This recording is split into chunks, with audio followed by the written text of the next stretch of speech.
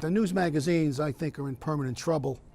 And I figured, in a year or 2 or 3, they'd either be gone or have to do what this guy's doing. It just seems to have accelerated the process. The problem is it's news. It's available every day, 24 hours a day around the world.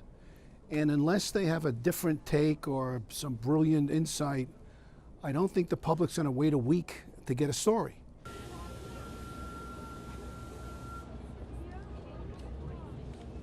The news magazines don't really have purposeful content. They have ideas, stories, like everybody else does.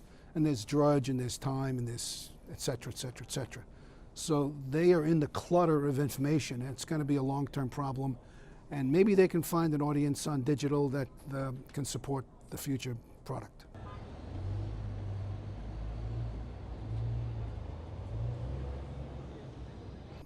If it were a daily magazine, or a daily newsletter like Drudge and those guys, they can stay on top of the news and be current.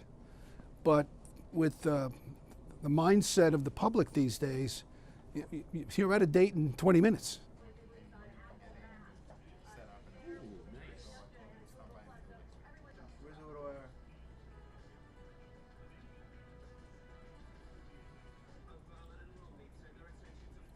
I imagine the stories are going to be shorter.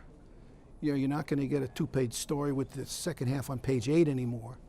So maybe they don't need all the content providers that they used to. They may go a different route.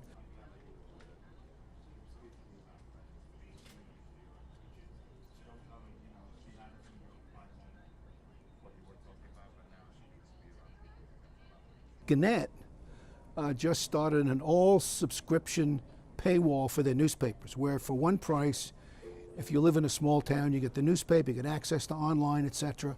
That has pumped up their circulation. The New York Times online has been growing very nicely. So online has been okay for the publishing sector.